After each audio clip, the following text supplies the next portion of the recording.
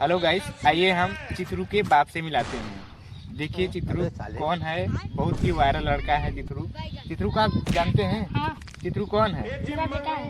अच्छा बेटा है, तो वो तो बहुत वायरल हो गया है और सुनते हैं बहुत घमंडी हो गया है क्या? हाँ, वो अच्छा, तो ये बताइए कि आपको खाना पानी नहीं देता है क्या? पैसा वैसा नहीं देता है? नहीं।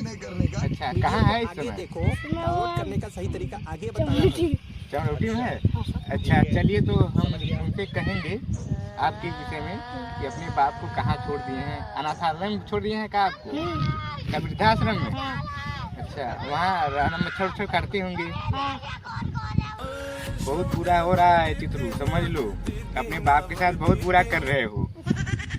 तुम पे एक्शन लिया जाएगा। और कोई जाता है उनसे मिलने के लिए तो गाड़ी उड़ी नहीं बैठते हैं क्या बाइक पे? बैठते हैं। अरे